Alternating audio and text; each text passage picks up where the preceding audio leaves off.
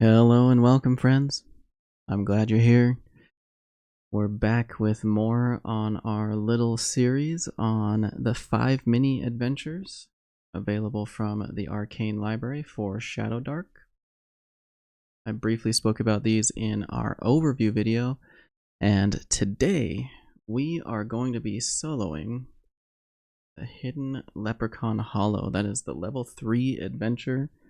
One of the level 3 adventures available in that group or in that pack. So we're going to be playing through that. We got our heroes. You'll recognize these heroes from when I played in the Lost Citadel of the Scarlet Minotaur. Go ahead and go check that out if you want to see some of their growth over there. Now, a little bit about setup. We're going to go ahead and we're going to be using the Solodark rules to help us out with this game. And we are going to set up our play area.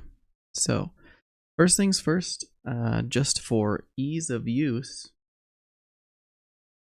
so that you guys could see a little bit better, let me move this out of the way. So that you guys could see a little bit better, I printed out the adventure on a full-size sheet of paper. This is so that you could follow along with me if you would like to.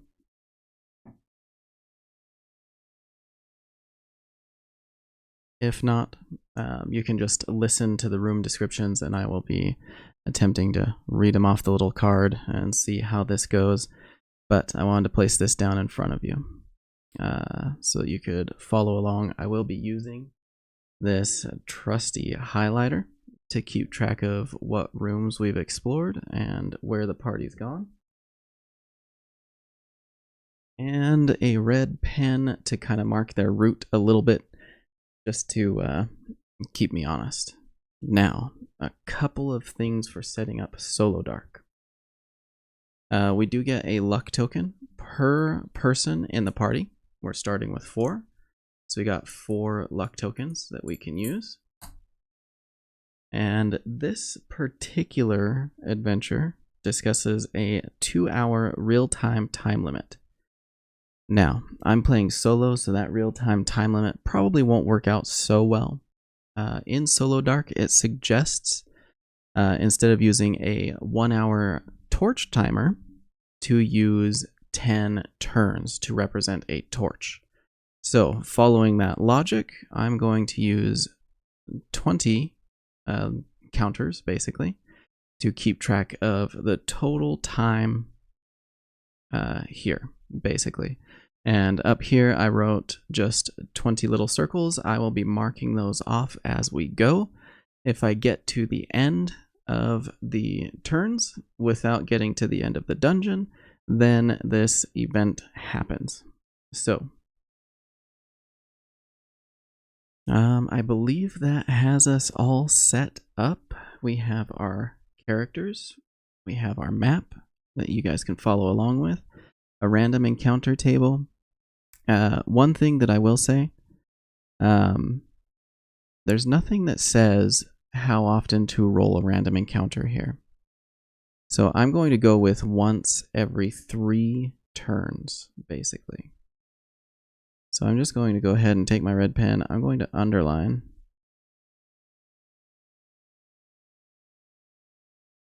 all of the turns that I will need to make a random encounter check, basically. So that'll help me keep track there. And I think we're all set up. One of the beautiful things about Shadowdark and Solodark is we don't need a ton of space. I'm just going to open Solodark to the prompts. I probably won't need them anytime soon, but here we are. So, the Hidden Leprechaun Hollow. A spring rain has traced the sky with a brilliant rainbow. Everyone knows the legend. A leprechaun's hidden abode lies at the end of it, and if you're fast and bold enough, you can still the mischievous Fae's cache of gold. So, our heroes, sprinting toward the rainbow, pass through it, and panting, they enter this chamber. So they come through this hallway. They all pause a moment, kind of surprised that it worked, basically. And they are... What should they do? They are going to... I think they'll leave their weapons sheathed. I don't think we want to, like, make anybody mad yet, but they're going to evaluate room number 1. It's obviously an entry hall. It has a plush crimson carpet and mahogany beams adorning the cozy cream-painted walls. The smell of cinnamon and freshly baked bread fills the air. A still whistling teapot of blue glazed porcelain sits on a side table surrounded by 4 dainty teacups.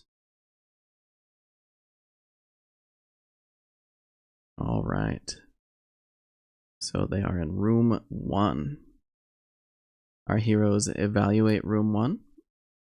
And we'll cross off that as they kind of drink that in. And they do see these 3 doors out here. So, what will our heroes do? I think we'll have somebody...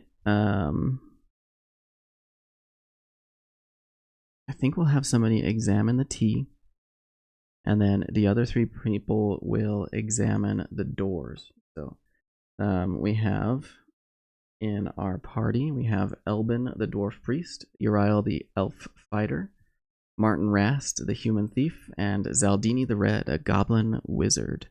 So we're going to say the goblin wizard is going to evaluate the tea. The other 3 will go look at the doors, and we'll make some checks. So Zaldini calls out and says that the tea is hot. Looks like it's flavored with cream and cinnamon. He looks at the table and he is there a gold coin on the table? This is going to be kind of a tell for the party. So I'm going to roll on our yes/no oracle. Is there a gold coin on the table? No, but maybe there's a small sign, kind of like a nice little placard or something that has maybe a little saying or something about, you know, paying for service or something like that. Leave a gold tip for to enjoy your tea in silence or something along those lines. And so wisely, Zaldini will kind of leave that alone. And the rest of our heroes are going to listen at the doors.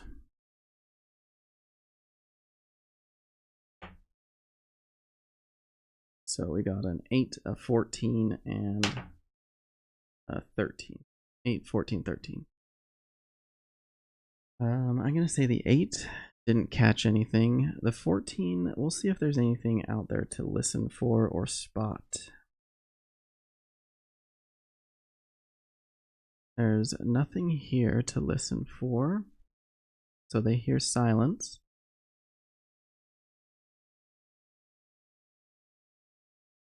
And in area 3, they just maybe hear like a small crackle of a fire or something like that going on in there. So silence, fire. Go ahead and make a little note.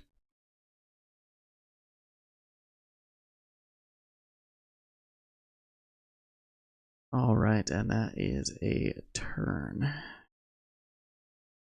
Those turns eat up quick. All right, so they know their time is limited because of the nature of the Rainbow Bridge. Basically, they only have until it stops raining. And they weren't sure how long that would be. So, Martin will say, which way? And I think we'll roll a d6 to just kind of randomly determine. Yeah, randomly determine which way the party decides to go. So we got a 1, 2, 3, 4, 5, 6. I think it's all pretty even Stevens. 5, 6 is they go down toward area 3. So Martin will go down to the area, and he'll creak open the door quietly to the room beyond. Now this room is obviously a kitchen. Just going to mark it out so we can see where we've been. This is obviously a kitchen. There's a little fire still burning inside a black iron stove. It's kind of burning low, so the wood's just kind of crackling here and there. They see clay jars, plates, and cutlery scattered about the knee-high counters. Looks to be quite a mess. So the group will quietly enter. And there's only 2 areas to go.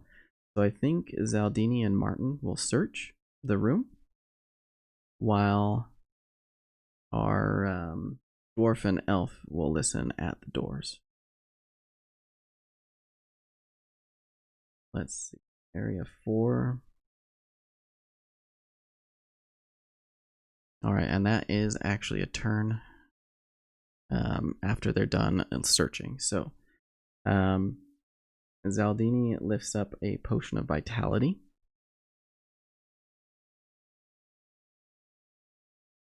Out of a cupboard. And Martin finds a gold cake platter.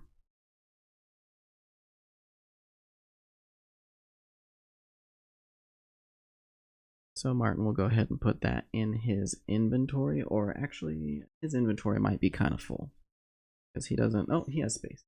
We're good. So we're going to do a gold platter. Gold's always nice to have. Zaldini does not have any, well, I guess a potion would probably take up a spot. So he'll hand one of his oil over to Elbin. And then we will make this the potion of vitality. Very nice. And then let's have our guys listen at the doors. We got an 11 and a 19. I'm going to say the 11 does not pass the difficulty, basically. Actually, let's see. Elbin has a high wisdom, actually. And so does Uriel. So that would be a 12, which is DC, which is a normal DC. So I think that's actually a pass. 11 and a 19. So at door 4, I think we have more silence. And at 6, down over here,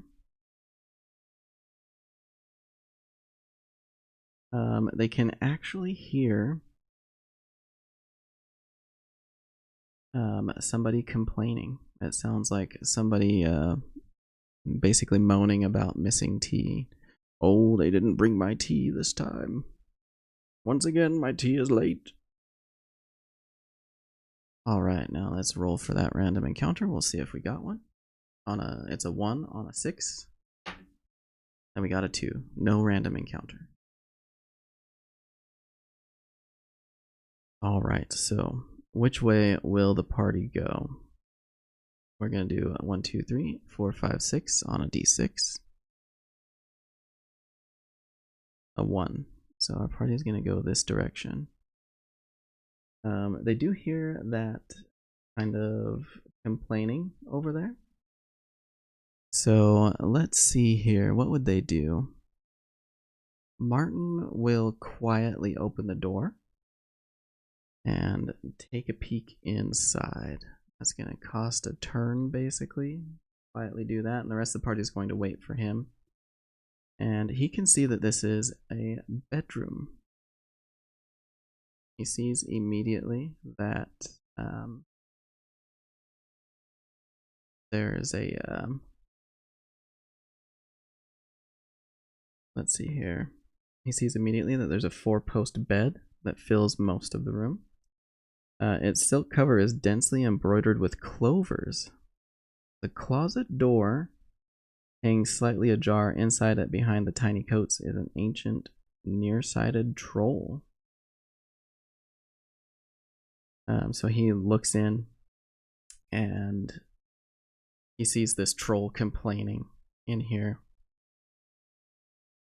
And let's see if he's stealthy. We got a 3 and a 4. Let's go ahead and do a luck token, and we'll see if he gets anything better. A 12. 12 plus his dexterity of 18 plus 4. 16, that's pretty good.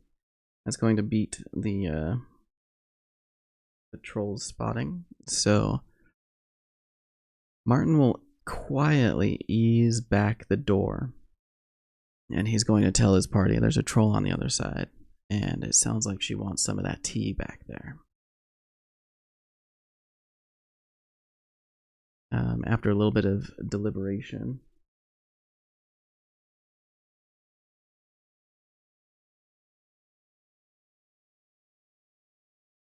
Zaldini will run back, grab the tea from the table, and then he'll come back and he'll enter the room.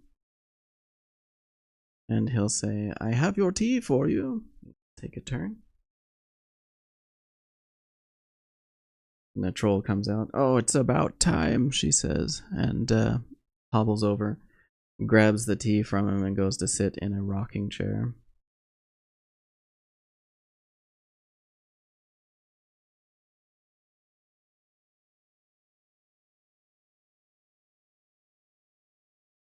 Just taking a look at the rest of this.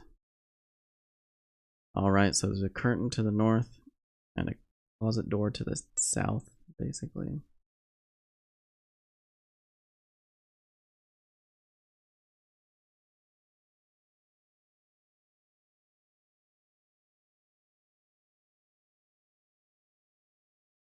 Alright, so they examine the walls around. They're not going to really bother with going into the closet, I don't think.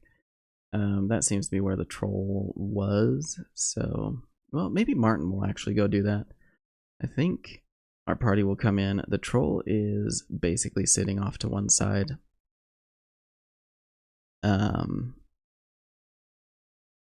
So Martin will kind of sneak into the closet.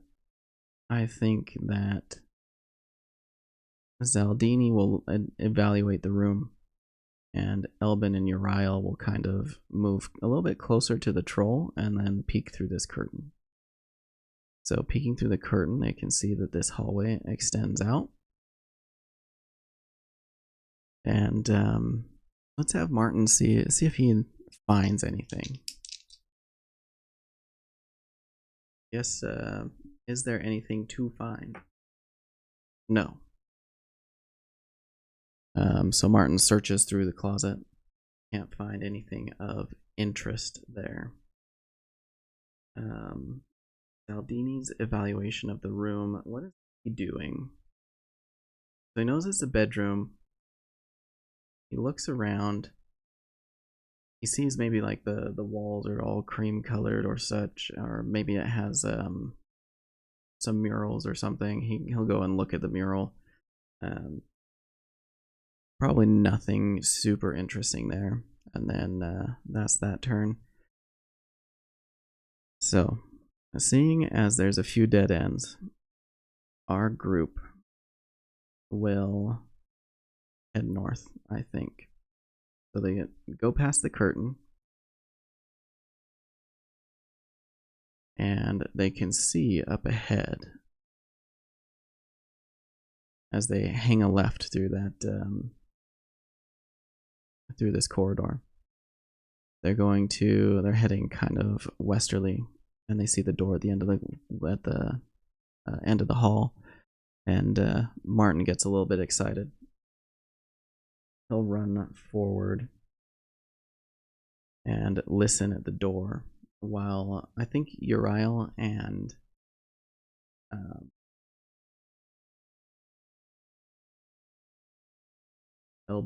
Uriel and Elbin will kind of stand watch.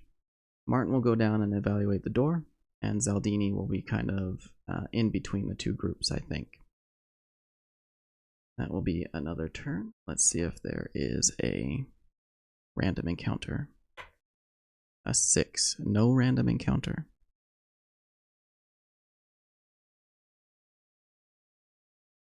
Let's see. So the door does not appear to be trapped. Let's see if he can find traps. Search traps. Call it a DC 15 on this. 10 plus. Searching would probably be maybe wisdom or something, plus 1, so that's an 11. He doesn't see any traps. 11's not amazing. Let's go ahead and spend a luck token to reroll that. A 16 plus 1 is 17. Nice. So he notices that it is trapped and is connected to a pit trap underneath him. So he'll immediately step back and says, "It's a trap, we can't go this way." Zaldini will say, "That means the Leprechaun's gold has to be either to the north or to the south, one of the two." So the group will come out. Will they head north or will they head south? 1, 2, 3 is north, so they're gonna head north first. Alright, listening at the door. It's going to take a little bit of time. Is there anything to hear? Does a pretty good job on listening. But there's nothing to hear. So they nod and say it's quiet through there. So they open the door and they can see that this is a cobbling shop. The waft of rich oiled leather rises up from the dozens of boots and shoes on repair pegs around the room. Cobbling hammers and silver nails are scattered over a knee-high work table. Looking over the shoes, the finest make with silver hardware. All the shoes are the finest make. One pair of sandals have the initial GG on the soles. Let's see here. So these are particularly good.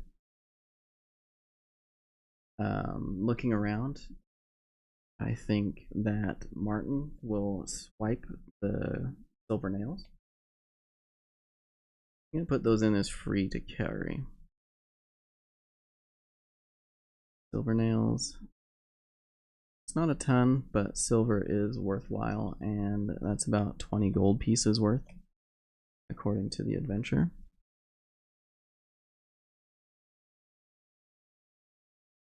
Now, there's one thing that I need to look up. I need to see what a potion of vitality does.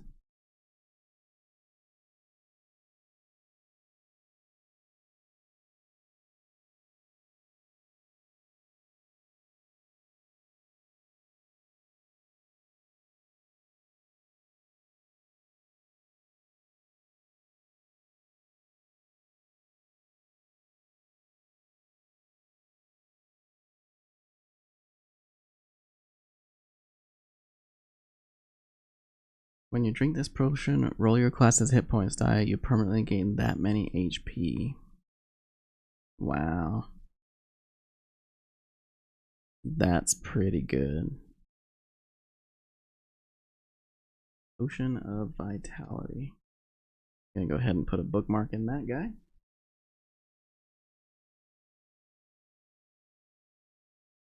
Alright, so that is a turn as they evaluate everything, and Martin swipes all the silver nails.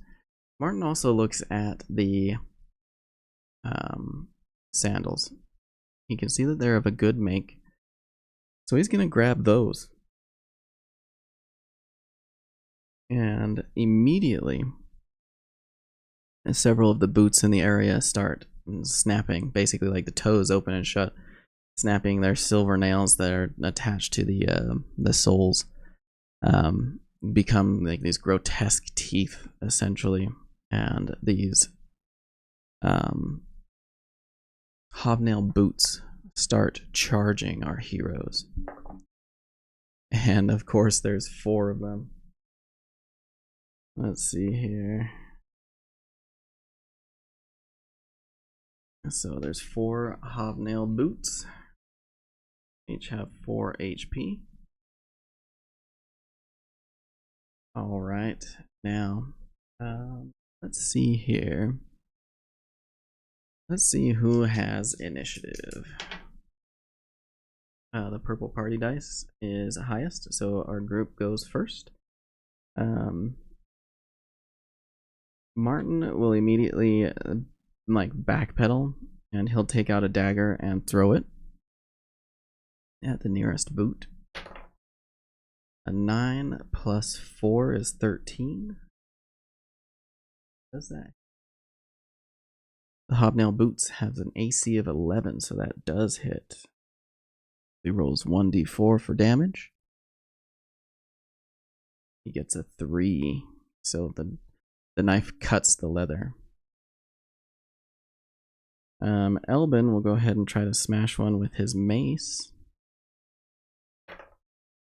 A 9 plus 3 is a 12, so that's also a hit. That's 1d6 damage. Ooh, 6 total damage. He actually smashes one of the boots entirely. Uriel will do the same thing with her sword. She'll attack with that. Ooh, a 15 plus 6, easy hit. Go ahead and grab this d8. Wonder if I could just put this up front here. For 3 points of damage. Dropping one of the boots to 1. Now, Zaldini does have burning hands. So I think Zaldini will run in and tell everybody to duck as he goes ahead and... Oh, it's all creatures in close.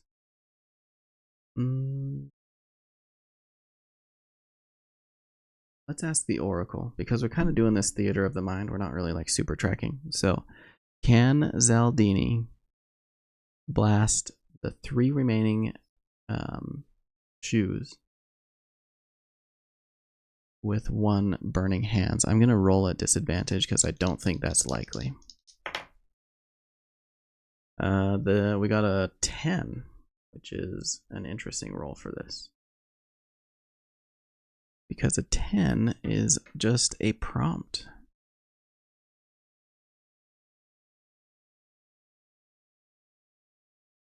A 10 is a twist. Something unexpected happens. Okay. So let's go ahead and roll a prompt on that bad boy.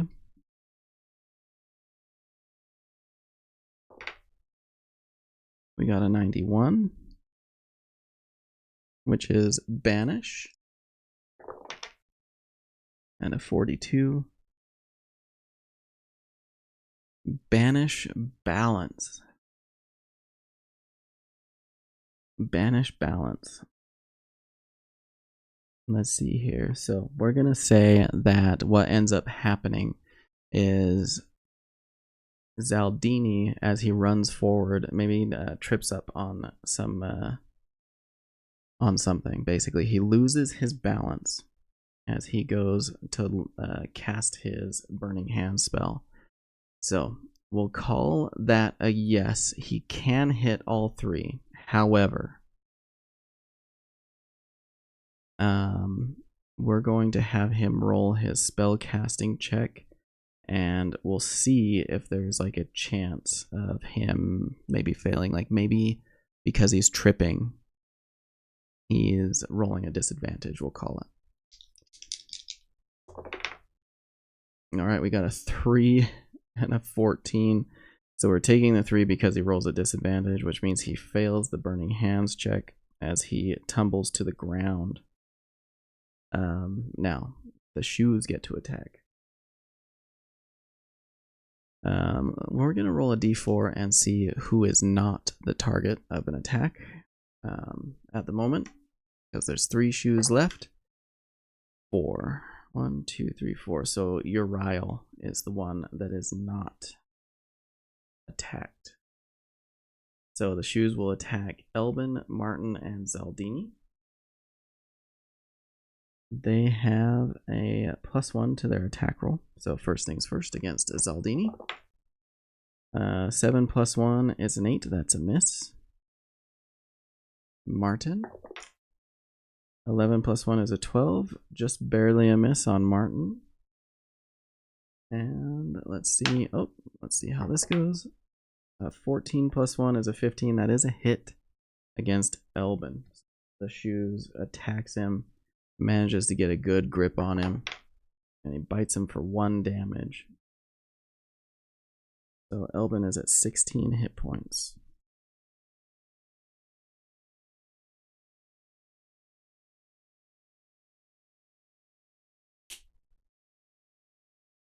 All right. What does that mean? We are going to roll initiative. Purple party dice is higher, so the party gets to go again. Let's see here. So Uriel will go ahead and attack with her sword again. 11 + 6, that's definitely a hit for a d8 damage. 4 points of damage. She kills the one that she attacked previously. Elvin will attempt to smash another one. 9 + 3 is a hit for 1d6 damage. There we go. 6 points of damage, massive damage as Elvin moves over to, or looks at the shoe that's nomming on his leg and just pounds it into the ground with his mace. And then Martin will attempt to throw his last dagger. Oh, a 2. Martin misses. We're going to hang on to our luck tokens. We only got 2 left. So that brings us to Zaldini, who also has a dagger. Zaldini will hop up. And he will, I think his best bet is actually Magic Missile. So he's going to try to Magic Missile the shoe. A 6 + 4 is a 10. He needs an 11. I don't want him failing his Magic Missile roll too. That could be a problem. So we're going to go ahead and roll, or spend a luck token. Oh. A 14. So that's a hit. And the shoe only has 1 hit point left, so his Magic Missile will take care of that. And our party wins the day. Nice. Let's see here. The party looks at the shoes. Nobody really has the ability to cast Detect Magic at this point, so I'm just going to cross that off. They're going to put the sandals in Martin's inventory.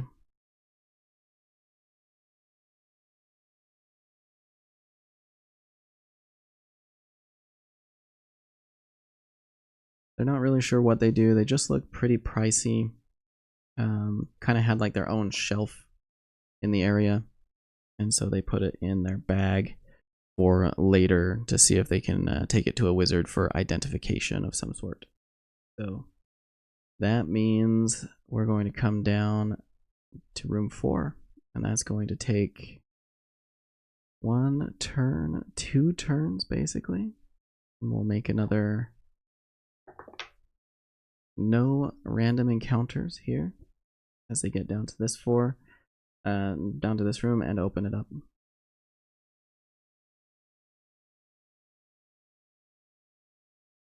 Let's see, this looks like it is a distillery. A copper tank and tubes connect to a row of sealed barrels. A tiny open keg at the end collects drops of a golden liquid. 2 more sealed kegs sit on a wall rack. Each has 6 servings of something in it.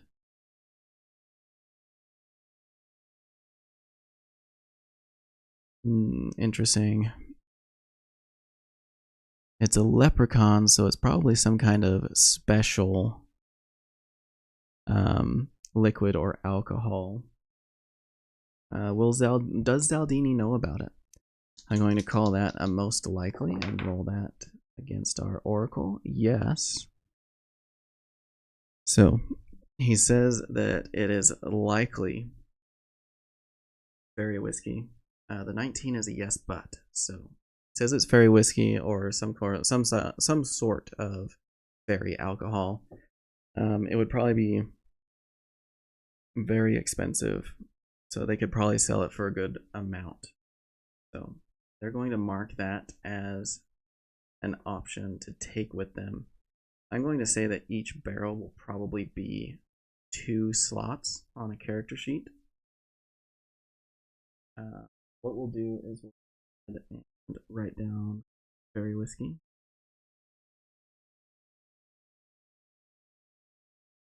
So Uriel will take 1 barrel. And Elvin will take another barrel. They'll leave that open one there to continue collecting. Now this does bring a problem. The party examines their roughshod map. They kind of walk through the rooms again, which will take another turn. And they say to themselves, there's no way. This ends in a trap. We haven't encountered the leprechaun's gold yet. It's possible that the leprechaun casts some sort of illusion. So the question is where to start.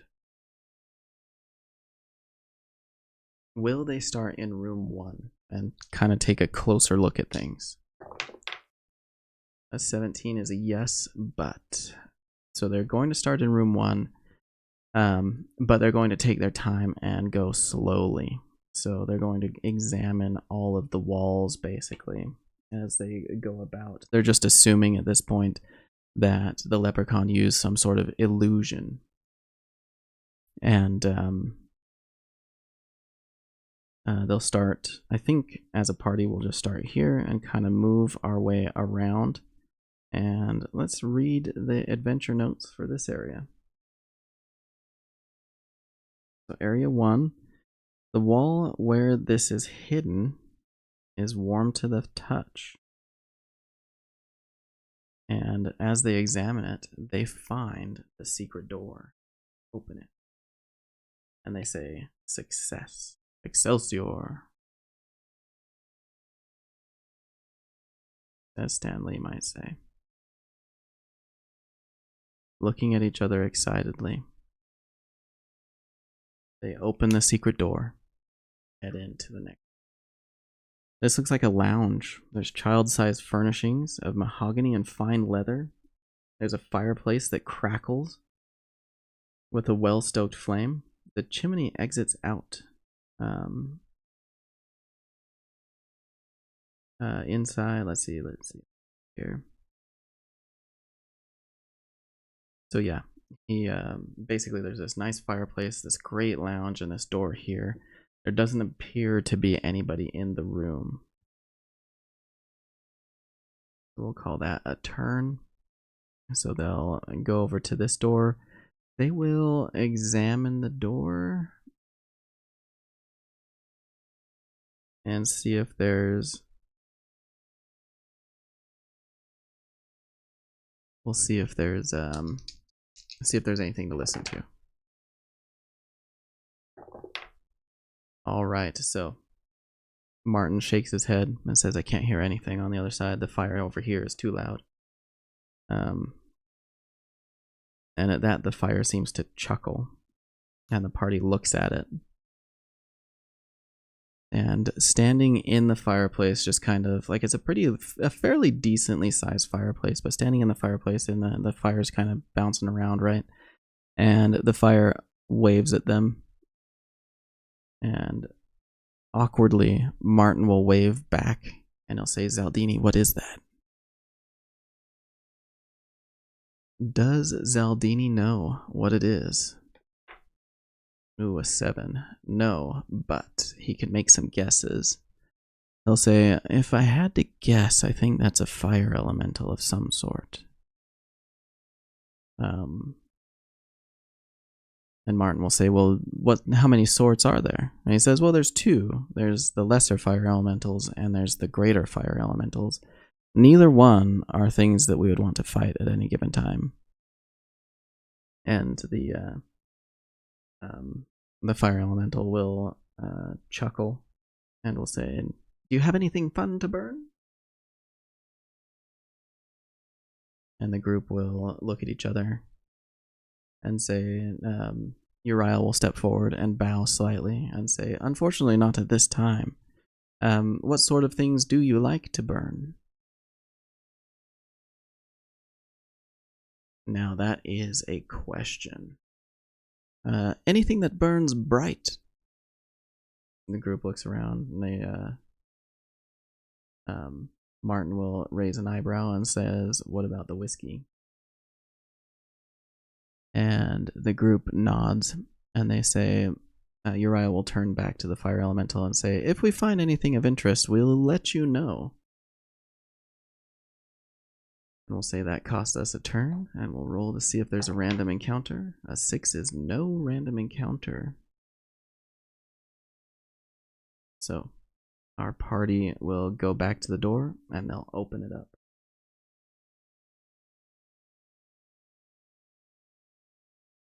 And here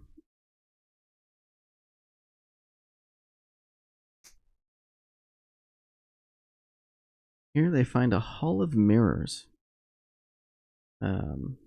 floor to ceiling, and they cause intense vertigo.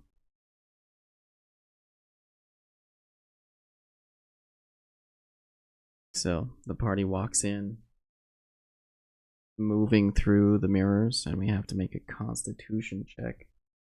A con roll, or fall prone for several rounds.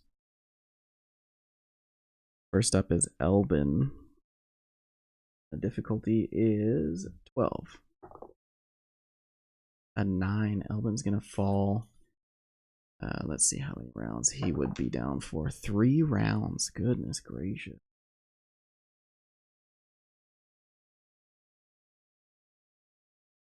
Uriel will also roll. Oh, she falls hard for 4 rounds.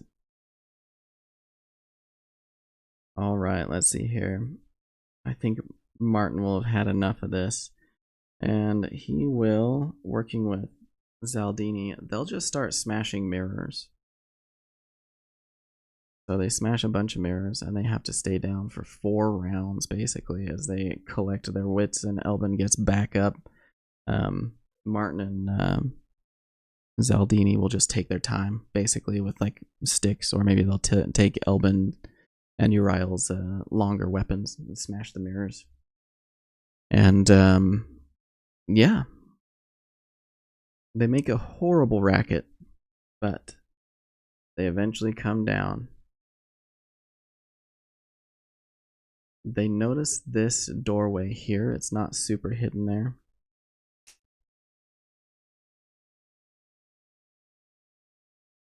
Basically, it's like obvious on this side of the secret door that it's a secret door. And in room 9, the Leprechaun hideout, a cast iron pot sparkling with a pile of gold coins sits in the center of the room.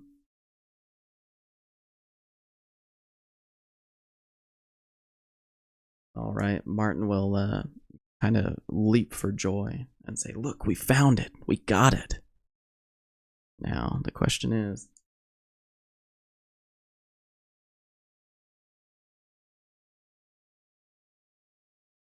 do they fall for the illusion? And Zaldini will make an intelligence check. He has a +3 at it. a 1. He's like, yes, that is the gold. The party will run to the pot. They'll knowing that their time is limited, they only have 4 turns to go. They fill their pockets with the gold. Let's see here. So they fill their pockets with gold and beeline it out of the secret door. They run past the troll that's like, who's there? So they can move near, so about 30 feet. So 15, 20, 25, 30, 15, 30. So that is just enough time. Our party sprints for the exit. Pockets bulging with this gold. They run for the entrance. They can see that the rainbow entrance is kind of shimmering, and our party will jump through at the last minute just as the rainbow dissipates, and the group falls onto into like the long grass where the rainbow had landed basically previously, and they turn around and they can see that the rainbow doorway is gone, and they look at each other. They whoop for joy. They're just super excited. They jump up and down. They pull out of their pockets a bunch of rocks and realize that they have been fooled by the leprechaun's illusion.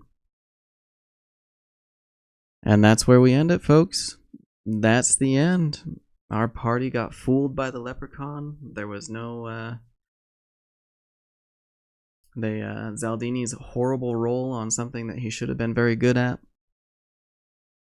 They didn't even question it. He says, yep, that's the gold, and man alive, the leprechaun keeps his pot of gold at the end of the story. And what would be a 2-hour adventure was done in 47 minutes. Nice. Very good. And this is why we use turn timers instead of real time. But interesting to see it play out, and interesting to see this leprechaun win at the end just by a well-placed illusion. But our heroes did walk away with a couple of interesting items, so it's not all at a loss. With their head kind of down, they'll head back to town, and we'll see them again for another adventure. That was a good one, I think. I liked it. It wasn't there was kind of tricks all around. I'll put down some thoughts later, and maybe do a DM overview. There was a couple of things I did to prepare for the game as well. Nothing fancy, just a couple of things. So I'll think about the adventure a little bit, and then probably do a DM overview, and then we'll move on to the next one, friends. Once again, thanks for being here. If you made it this far, send us a like, a comment, subscribe if you haven't been, and if you would feel so bold, please share this with a person or group that you think would find it interesting. Whether they like solo role-playing or they just like a voice to put them to sleep, share this with them, and we'll see you next time. Good luck out there, friends.